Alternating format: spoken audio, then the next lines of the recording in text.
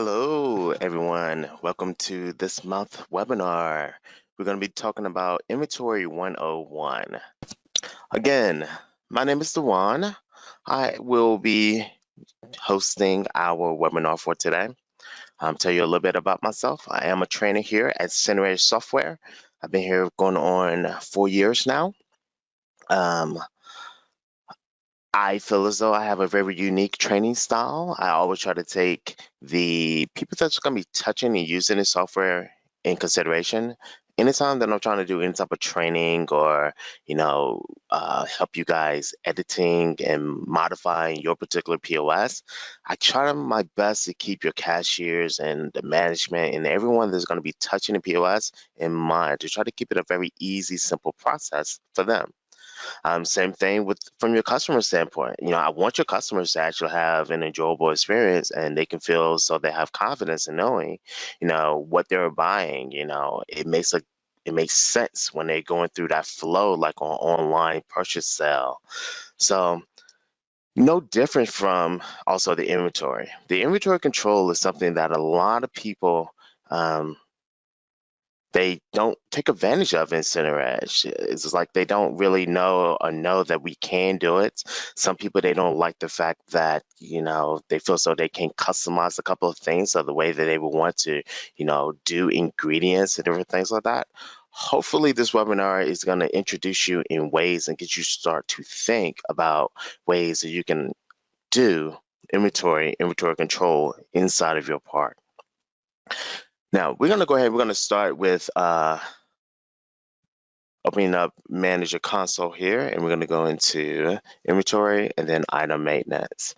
And in Item Maintenance, I like to keep my things kind of in a way that makes sense for me, okay? So when I'm looking at all of the different items that's over here, on my left-hand side, I like to be able to look at it and like go directly to it. So I kind of word mines in a way that makes sense for me. But anyone else is going to be touching my database, they'll understand exactly kind of what I'm doing. So when I'm labeling my items that I'm going to be doing my inventory control on, I'm going to label it with like an NR. This is just my style. This is how I do it. No way is a right or wrong way.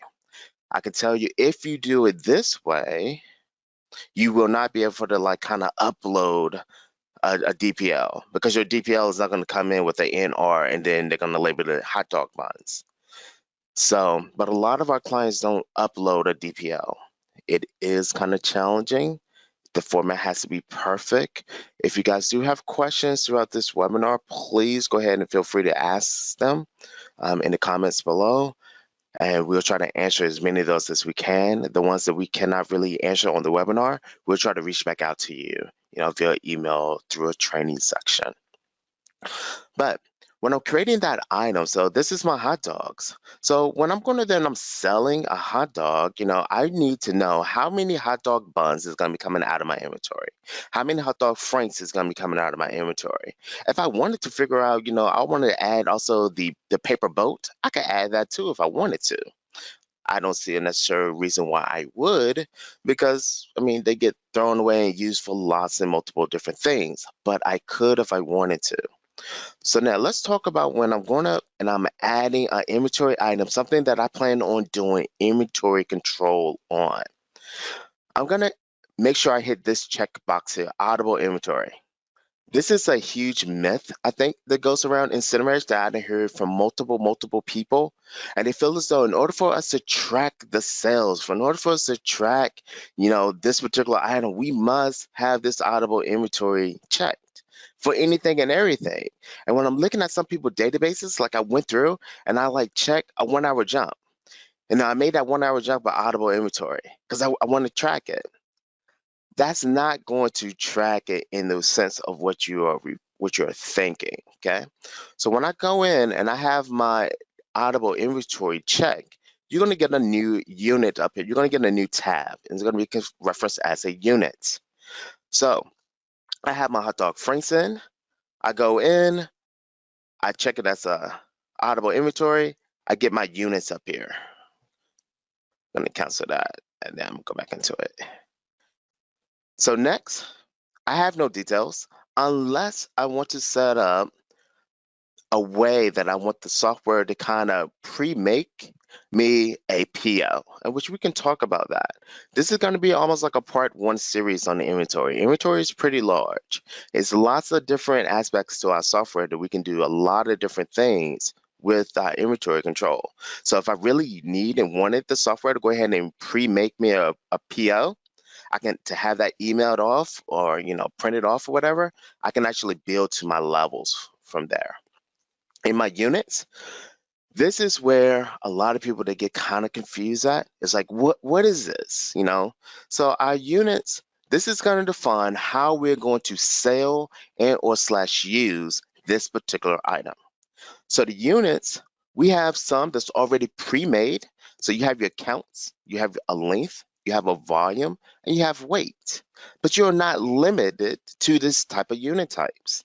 I have been working at different locations and they sell, that those Dippin' Dots, that magical ice cream that just tastes so good.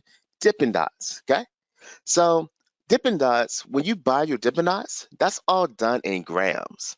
So the packaging, the tubs of it is in grams. The little cups, it's done by grams. So at this particular park, we went in and we created a brand new unit of measurement that actually fits the grams measure.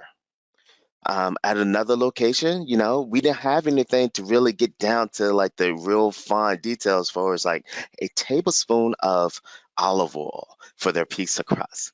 We went in and we actually set any type of units of measure type of counts, and I'm gonna show you guys how to do that. So for my hot dog franks, I'm gonna go there and I'm gonna select the count. Now, this base unit is going to be the smallest way that you ever will use this particular item in any shape, form, or fashion. It doesn't matter if I have a bar, and I'm gonna be selling, shots of alcohol, but I'm also gonna use like 1/12 of an ounce, for a recipe. Okay. If that's the smallest way that I'm gonna be using is like a 1/12 of an ounce, then I need to create that type of volume or alcohol volume so I can get down to that smallest unit. So, but for my hot dog franks, I'm going to say the base unit is each. I'm going to sell these in a each. Now, I have a case up here of 200. If I was to remove this case, okay, it's going to remove it from the way that I can receive the inventory. This is really important. You must define what a case is. Now, I may get it in a bag. I can come in here and I can put a bag down here. That's going to be all based off my unit type. I can have a bottle. I can have a jug. I can have whatever makes sense for you and your park.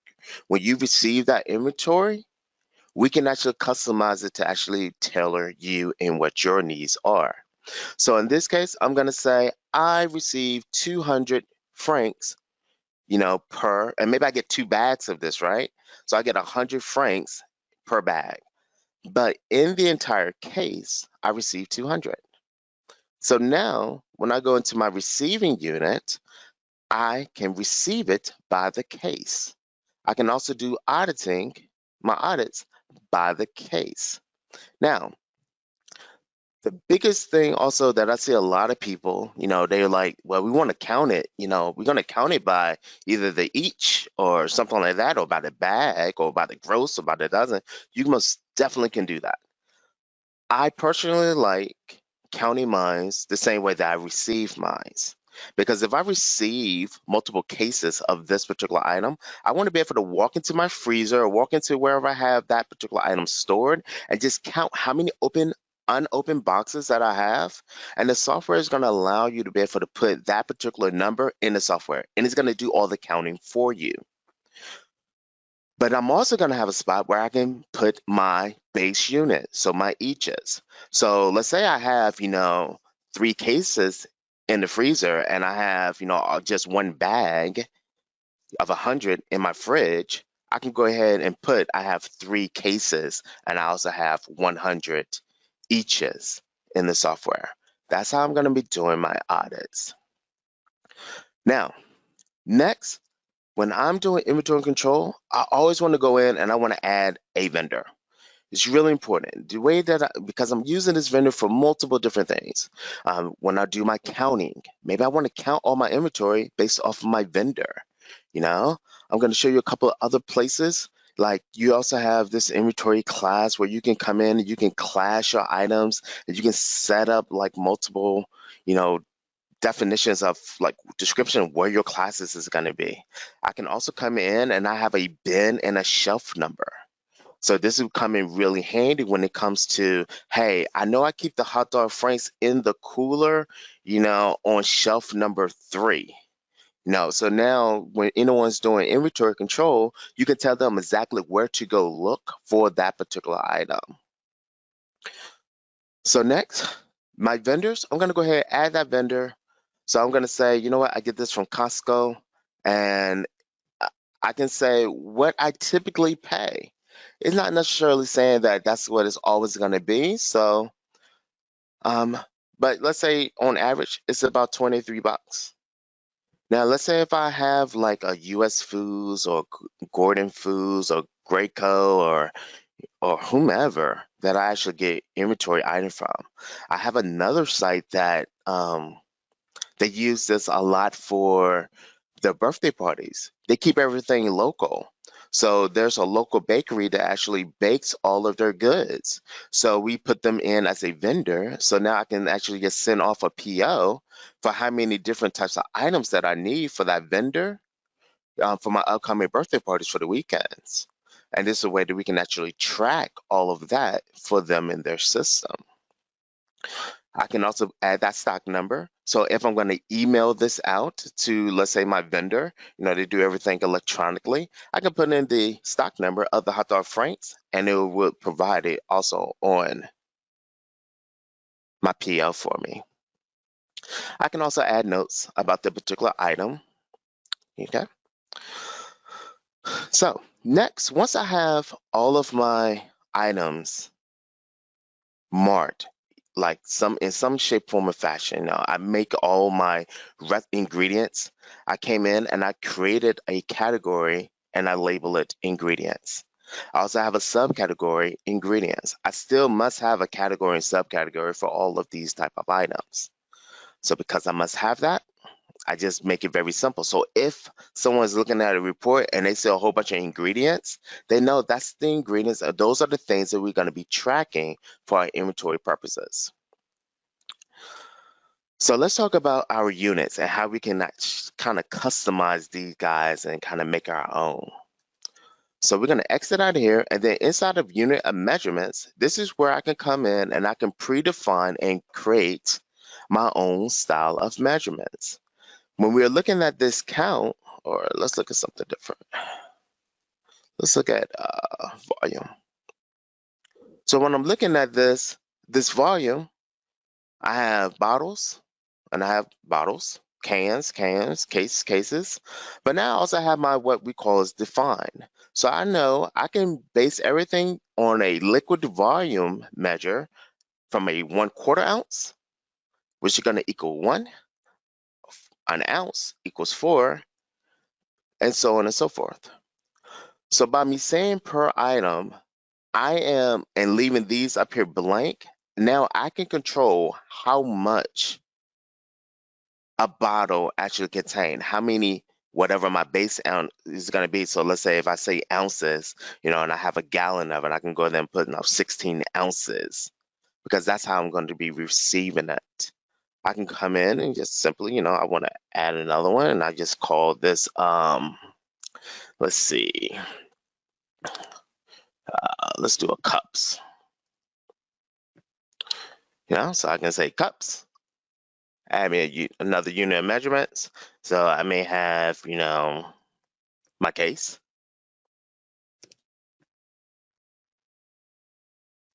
Cases. I'm gonna leave the items blank. I'm gonna come in and now I can say, yeah, a cup, 1 cup, and that's 1 cup again. And I can say, so 1 cup, that's gonna equal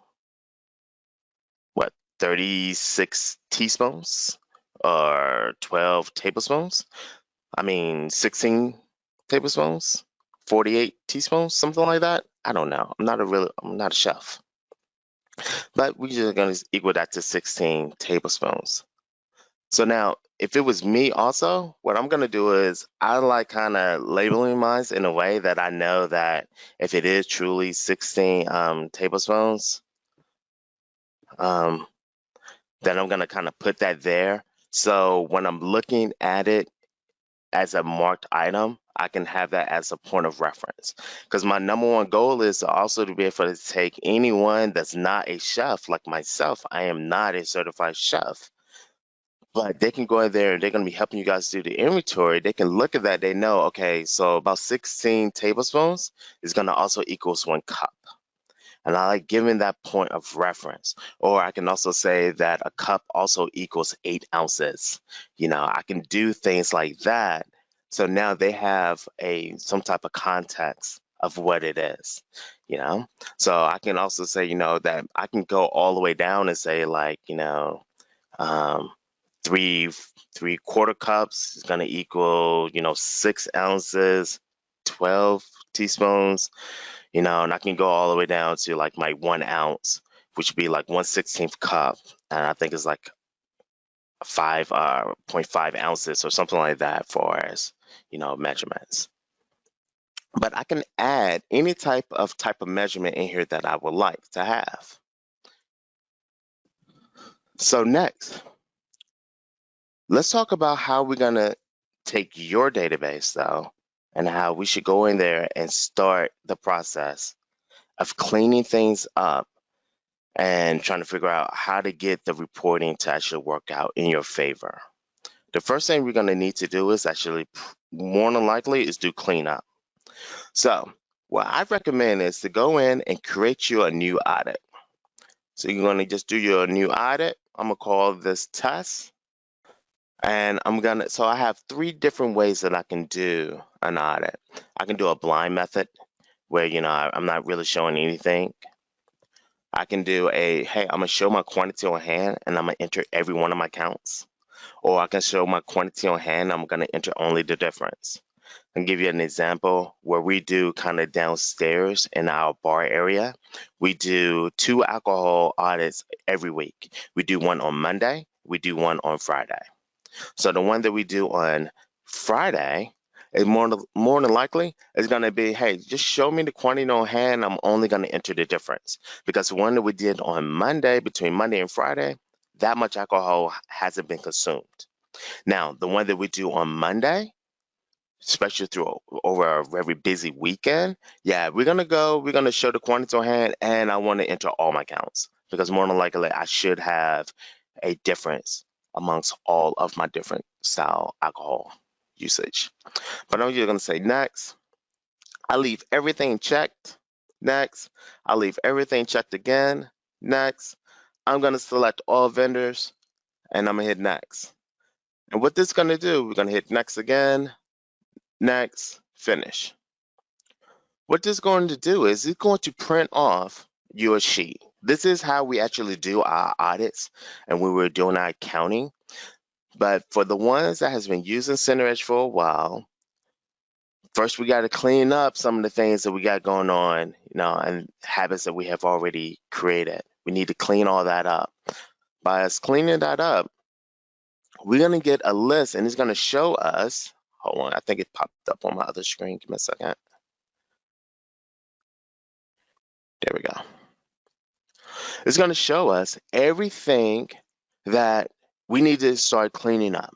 So I got my gift cards, $20 gift card. You know what? I'm not going to sell out of a $20 gift card per se.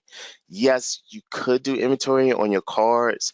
Most sites, they are not going to do inventory on their gift cards and game cards. But a 1-hour jump, an attraction like this, I'm not going to sell out of an attraction. I'm not going to reorder me some more. I ran out of the 1-hour jumps. Some more going to be shipped in on Thursday. It isn't that type of audible inventory. A 2-day ticket, not audible inventory. Now, the Diet Pepsi, that's something that, is kind of debatable. How do you want to do it? Me personally, I'm not going to go there and figure out a recipe for to go and add syrup onto my recipe for some inventory control. So I have a slightly different take on how I do all of my bibs when I come to inventory control. And we can show you guys that. Dewan, I don't even know what that Dewan is in my database. I do apologize, but we can go ahead and get that out there too. The only thing I really need in here is going to be my NR stuff. So when I'm looking at this, I know these are going to be the things that I need to do inventory control on. And you're going to notice, you're going to see a whole bunch of negatives, items and stuff. We're going to actually go over cleaning up all of that. So the first thing, I'm going to print this thing off. So once I have it printed off, then I'm going to go back into my item maintenance, and then I'm just going to start cleaning it up. So I see the $20 gift card. I uncheck it. I see the 1 hour jump. I go in here, I uncheck it, okay? And you guys are gonna have to do that for all of the inventory items that you guys have done inside of your park. That's gonna be step one to help you guys get a good looking report that's gonna show you and help you with your inventory control. Then step two, now let's go ahead and let's start finding out who your vendors are. Where you get your items from.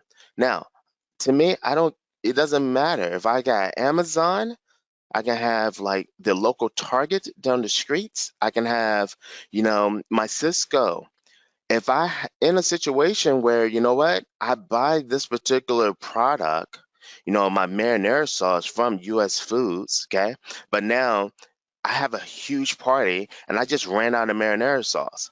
I'm not gonna not sell the pizzas for my birthday parties. I'm gonna go to my local vendor and I'm gonna pick up some pizza sauce. But I may want to go ahead and still track that because that's still money that I had to pay out of my pocket. I need to have some type of records of showing, what, hey, I went to the local vendor.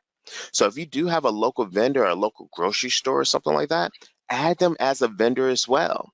Because under where you have your items, there's different things that you can have multiple vendors. So I can have my regular vendor, and I can have different classes of vendors. This is where you can go in how we're going to set that up. It is certain things in here that we must have. So I must have the vendor name. It's going to automatically give you a vendor ID. Don't have to worry about that one. I must have a vendor class. And I also must have the way that I'm going to be paying for that particular vendor. By default, this is what we have by default. We have a regular vendor and we have credit terms, which are going to be set to unknown.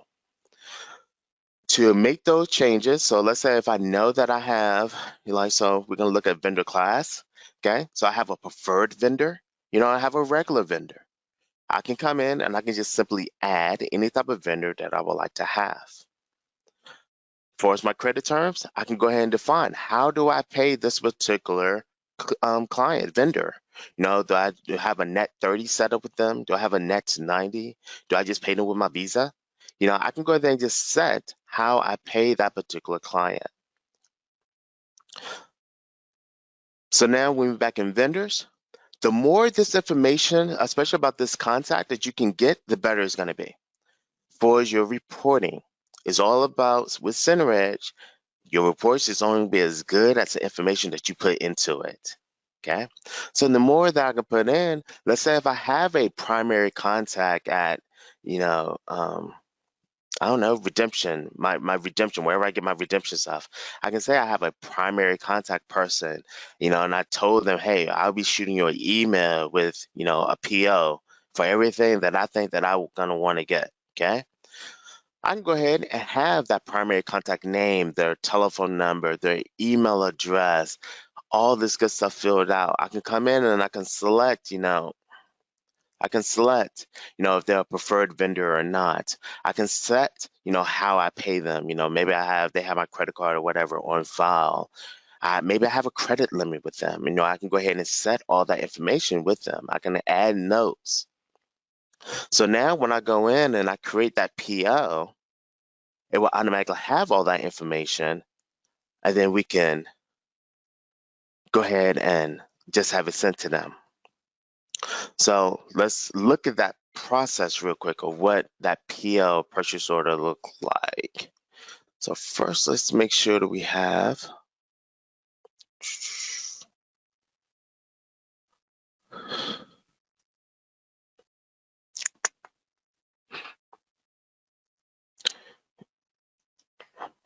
Costco. All right, let's add this vendor. Same Costco. And I'm gonna leave that blank. You're gonna say okay. All right, so cool. So now, you know what? I got a local runner, my manager. They're going out to the Costco for me, and they're gonna be picking up, the materials that we need for this coming up weekend. I want to send them though with a PO. I want to print out a PO that will actually tell them exactly what we get and what we want. So I can go in, I can go to purchase order. I can add me a new purchase order. I'm gonna select the vendor that I typically get all those items from. Now you have this auto generate. So if I had that software under the details tab where I was showing you can actually set your levels for an inventory control, if that is set up and if I had Cisco items, it will go ahead and auto generate that for me. I don't have that set up, so we're gonna just say Cisco. I can come in. If I have my own PO number system, I can go ahead and just add your PO number system in place, or I can just hit auto and we just auto generate you one. Okay. I can just tell the software, hey, I expect for him to come back today with the items that he's gonna get from Cisco. I can come down, and now all the items that I've received from Cisco is gonna populate in this list. So I can say, hey, I want hot dog franks, and I want, 4 cases. And I noticed, hey, I have a price up here, 23 bucks. Now I also want my hot dog buns that I want to get, and I probably need, I don't know, 9 cases of that. I don't have a price. I don't know what the price was the last time that I went. I didn't pay attention of that. So now we're just gonna go ahead and I'm gonna hit I can go to info. This is where it will calculate all of that information on Costco if I had it or needed it or seeing the notes, add notes here. Now I can go to my action tab and I can now just print the PO. Cool. So it creates my PO. So now I know that my manager is going there. They can actually pick up exactly what we need from Costco. Okay. And any notes that I may also tell them or need for them to know. So cool. They went down to Costco. They got the information for me. Okay. So now we're going to come back and then we have to receive that particular inventory. I can now come in to receive inventory. I'm going to select my stock room. So stock rooms is something that could be a little tricky. If you have questions about that, please reach out to, support the training. We can do some training sections on it. I typically only have 2 stock rooms, and that's the entire site or a style redemption area. Then I'm going to do all of just my redemption ad. I try not to have multiple items in multiple stock rooms. It can kind of really play with and mess with your POS station, and some items won't be able to be sold. It can get kind of challenging there. So you can reach out to us and we'll be able to help you understand that better. But I'm going to go to my entire site. I'm now going to look for my Costco and I'm going to select the PL that I had. Okay. So as soon as I go there, now he brought me back a receipt, right? So now I can come in and I can put in the price of how much that bread was. Okay. And guess what? It was the hot dogs, they was on sale. So he got them for 20 bucks. So I can go there and I can adjust my price on the fly, and maybe they were running a sale. Maybe I need to adjust the quantity. I can adjust the quantity as well. So now once I hit OK, it's going to complete my inventory and it's going to go ahead and post that. So now all of my totals of that particular item will be uploaded into my software. It's also going to go ahead and create you a receipt. It creates you a receipt to kind of show you, what you have just uploaded into your software. So now if I was to go back into my hot dogs, my non-retail items, and I go to the info tab, it shows that I have a quantity on hand of 7 now. It also shows I have 10 cases on hand there. A lot of people probably asking why you got this negative on order. I may have a PO that I'm ordering 4 more cases when I was doing some testing earlier. That's why that is showing there. And I haven't received it yet, so it's still in a pending status. Cool. So now let's look at the actual hot dog itself. So I'm gonna change mine to recipes. All right. So this hot dog that I'm selling, this is gonna be the POS button that's gonna be on the POS screen, okay, or in your group screen. So when we're going through and we're talking about incorporating this tracking and inventory, we are not going to be editing and changing any of the buttons really on the POS side. The buttons that your cashiers are so used to hitting and already gonna got used to, gonna stay the same. But what we're gonna do is we're gonna take that item and maybe you had it as just a simple retail item. Maybe you had it as, a package item or something like that. We're going to now take that item, we're going to change it to a recipe. By changing it to a recipe, you're going to get a new tab up here. It's going to be recipe items. This is where I'm going to go in. I'm going to kind of build the recipe, whatever it takes to make that particular item. So a lot of times when we go on site and we do on-site training, we do a lot of inventory style, helping people with their inventory. So one of the things that I'm doing is I'm talking to your chefs, I'm talking to your cooks that's there, the ones that's making the food, okay? Because they don't know how much French fries they're actually really putting on the plate. They just know they eyeballed it. I know, yeah, I mean, we typically put about this much. Okay, cool. And I watch them. So then I started asking them to put together for me almost like a makeshift recipe book. I want them to go out there and, maybe they could just eyeball, the French fries that they're putting on the plate. And maybe I just take those plates and I weigh them. And I get an average of how much fries that they normally put on a regular plate or a regular boat or whatever that is. Maybe some people they are as, efficient with their inventory like Chick-fil-A. Chick-fil-A, they weighs all their fries, I heard, before they put them in a tub. If you guys do that amount, that'd be great. We're going to add that. And now I can tell the software, hey, when I'm using my hot dogs, I'm going to use a quantity of 1 franc out of my hot dog and 1 hot dog bun. So if you guys have questions or anything, please feel free to ask them in the questions below. Soon we will be opening up for all questions for this part. All right. So another thing is a lot of people they look at their modifiers like, well, what if I have a hamburger, and I have lettuce, tomatoes, and all that good stuff or pizza, we have all these different pizza toppings. How do you compact that? It's very simple. We use our modifiers. And so when I'm going up and I'm using my modifier, it doesn't matter if I'm using a single select or if I'm using a multi-select.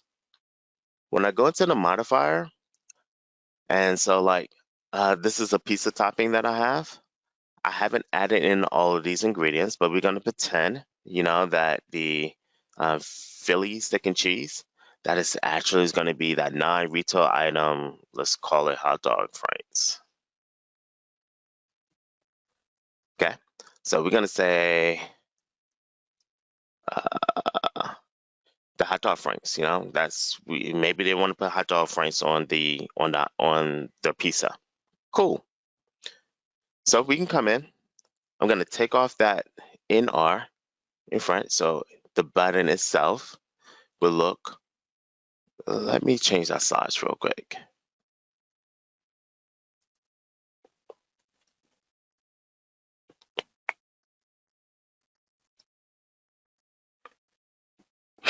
right. So maybe they want to put hot dogs on their pizza, you know? So this is where I'm going to come in and I say, I don't it for pizza, it typically takes, about maybe 3 hot dogs. This is where I'm going to go in and I'm going to say, hey, I cut up a quantity of 3 hot dogs. So now when I use this pizza topping modifier, it's going to take whatever quantity of that particular item that I've used for to make that particular item. Same thing with your single select. Single select, I still have a quantity. This is where I'm going to pull my quantity off of that. Now, right now, we have a user conference going on downstairs as we speak. And a lot of people have been asking me and talking to me about the inventory, doing inventory control.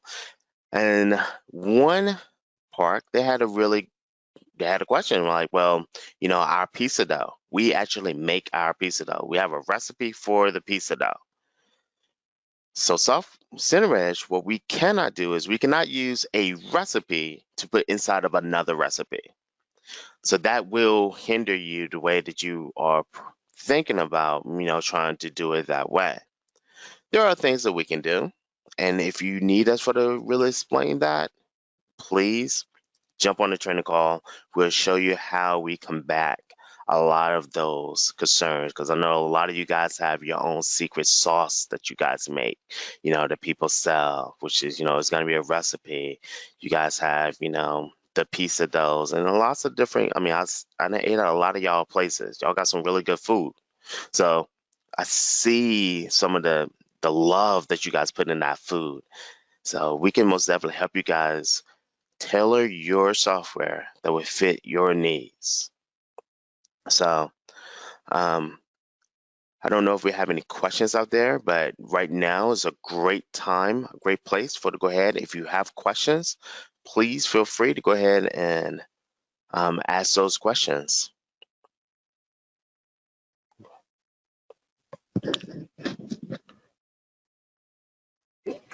Yeah, so there's a few questions that have been submitted. Okay. The first question that I'll offer to you, I'm not going to call out individuals, but I will say the question they ask. Can you touch on how people are doing DoorDash or Grubhub, et cetera, through the CenterEdge software regarding the items? So, can you be truthful?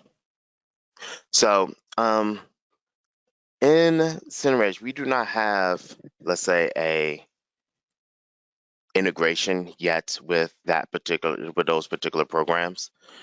So, I'm gonna treat it as if I was buying something offline, the way that I would kind of combat that. If I'm gonna buy something offline, which I still I can sell anything online, it doesn't really matter what it is. I probably would set that up in a way that is gonna be, I even can sell like hidden items on the web store per se.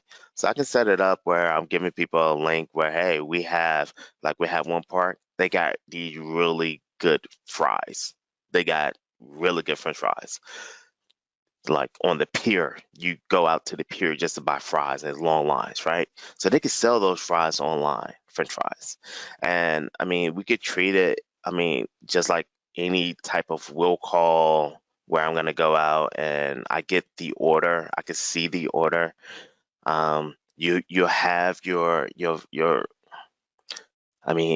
you can set it in the web store so you can get a notification like, hey, we got an order of something. And you go into your order fulfillment and you'll see the orders that kind of like pop up. You can go ahead and process it and then I guess wrap it up, and get it ready for it to be picked up through that, however you guys manage that portion of your software. Hopefully that answer. If it doesn't, please, like I said, feel free, jump on a training call with one of the trainers and we'll be able to help you kind of figure out a way to try to make and tweak the software to make that work for you. Awesome. Excellent, thank you. So there's a few more questions. I'm very glad that people are putting in a nice few questions. The next one says, when you have a difference in inventory counts, how do you edit it to correct if food is wasted or redemption item is broken? Awesome question. So that is when we take advantage of reduced inventory. So our reducing the inventory, this is how I use anything that I'm going to force usage and also waste. So I know we have a lot of parks that is also franchisees, and they actually swap like boxes of socks among each other. But I already have uploaded that inventory into my software. Now I got to get it all out. I didn't sell it. It's not damaged or anything like that. But also do have those damaged items, but I need to I need to do that. I could come in and I have a use and I also have a waste. I can put in a description of what's going on. I can add the notes of what happened to that said redemption style item or what was going on. And now I can actually just pick and choose anything that I have that is an honorable inventory. I can select it and now I can say how many of that particular item got damaged, okay, or waste or shipped off or whatever. We use this a lot. This is actually how I also reduce all of my bibs.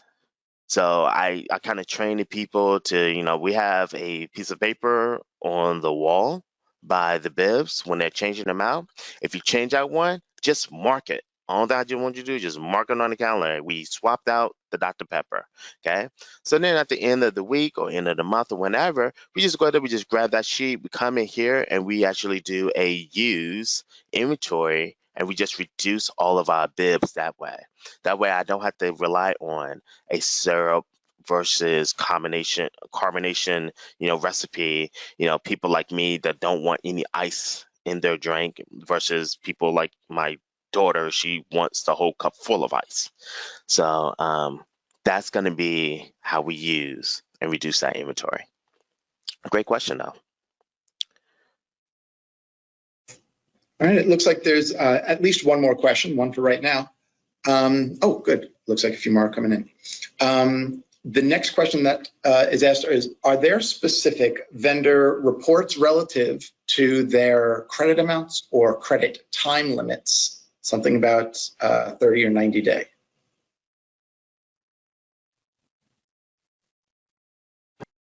I would probably like to talk to you more. I'm going to go ahead and get Adam to go ahead and document your email address and the person that submitted that question. I will send you an email. We have a few reports. We have a few reports in our inventory. So I would like to get a little bit more clarification on really kind of what you're asking me for. But the vendors on the vendor side, that is just really is me explaining to the software how I pay them. I don't really have any like set reports to, but I mean, I could pull a receipt to show how much I owe them if I've been using the software. So I'm really not 100% sure how to answer your question, but I promise you I'll get back with you and get more clarification. We'll go over that in more detail. Okay, excellent. Next question will be, at the end of the year, does inventory reset to audit counts?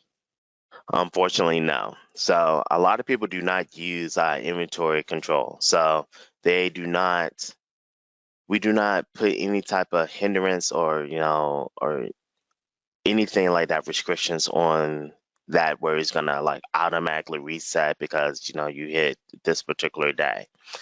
We don't have anything like that. That's where our audits come into play. You can do, lots of inventory audits. A lot of people at the end of the year, especially you guys are seasonal, you just kind of, waste out anything that you guys are not going to be able to use the next season because they've been a spoil or, went bad or whatever. The inventory also is not going to, if you start doing inventory control, another great question I heard today in the user conference, you're like, hey, we sell a lot of things online, so once the inventory get down to zero, will it just stop selling online? And unfortunately, no, it will not. If it's on the website, it's going to continue selling. Our software is not, we don't want to ever hinder someone from being able to actually make money. But if it is something that, you guys have officially ran out of, please take it offline because it's going to continue to sell. Just like it will continue to sell also in-house. There's different things you can you can 86 an item. And if you have in your um, division, show 86 items, when the screen is locked, it will show you all the items that we done kind of sold out of. But your cashier still can hit that button. They still can sell them, the chicken nuggets that you guys are sold out of. But just please be mindful. It's not going to stop any sales, and it doesn't like reset or anything like that. We have to do those with audits and audit controls. All right, great. One more question is in the list here, and I'll read it for you. It says, we have a lot of problems with redemption with duplicate items and mistakes, but it will not let us delete items with sale history. So that's the question, and I know where you're going. Awesome. You're 100% correct. That is, some people absolutely cannot stand the fact that they cannot delete anything inside CenterEdge that has a sale item or is being referenced with another item. All that is done by design, and you're correct. Yes, you are going to have, especially the ones that is use something like Redemption Plus or Redemption, where it kind of uploads and create the items for you. So maybe they change the name slightly, but it's the same item. And now you guys realize that your inventory, when you're looking inside of your item maintenance, you got tons and tons and tons of stuff that you guys just don't need, don't want. You're never going to use. Okay. So in those instances, what I would suggest that you do is find those. Let's see, I think I have some redemption items.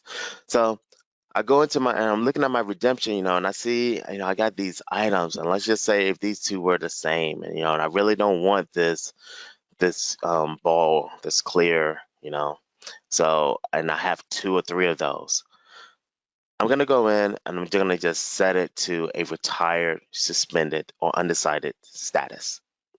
Now, if I retire something, can I bring it back? Yes, I can. So people ask, well, what's the difference between the retired, suspended, and undecided? The biggest thing is it's all for you. Okay. Just your knowledge of knowing, what, if I'm going to retire something, I'm not planning on ever going back to it. But that's not to say that you cannot bring it back, because you can. Some people that have seasonal things, so they just suspend it for a little while, because they know it's a seasonal thing, so they're going to come back, but they just want to remove it from this list over here. So they just suspend it. Or, and I got some things I don't know. I'm undecided about it. I just don't know if we're going to use it or not. I'm helping clean up the database. So, and just a whole bunch of stuff here that I see is duplicate. Man, when you're going to set everything to undecided, until I can talk to the GM and the owners to figure out, is this something that we actually even use? Okay. So that is kind of how we can use these statuses. So I can just retire something, and then it will remove it from my list. Hopefully that helps you guys out. Nice. Some nice more questions are rolling in here, and it looks like they're pretty succinct, and I know the type of things you'll answer. So the next question is, how do you suggest we count opened cases? For example, jump socks. How do we track that in the system for the socks that are opened in the bin, ready to be sold, or should we count unopened boxes only? So that's the question. I mean, when I'm doing the inventory control, I'm counting. I'm counting everything. When I'm looking at doing like my socks per se, that's kind of why when I'm looking at that, let's switch this back. When I'm doing it and I set up my units, I want to do a count by the largest way that I possibly can. Because if I have an unopened box of socks, I mean, at some point in time, I have to at least trust the manufacturer or where I'm getting my product from, that they're gonna say, and that may not always be true. Okay, so there's gonna be times that I'm gonna catch that, but I would catch that when I do my audits on the back end when I'm doing my counting. So when I'm counting um, uh, my inventory, I'm gonna count how many boxes of unopened boxes that I do have. And then socks is really tricky. Because you got a bunch of them. But for me, honestly, I'm a kind of a numbers type guy. I'm gonna weigh a sock, 10 socks, and I'm find out how much that weigh, right? And then I'm gonna weigh my socks. I'm not gonna sit there and count, hundreds of socks. I know I got a weight measurement, and that's how I do all of my redemption. With redemption, we went and we got downstairs, we went and got a digital scale, and we put all those items on that digital scale and we weighed it. The same thing when it came to our kegs. We weigh them to see how much beer is left in the kegs.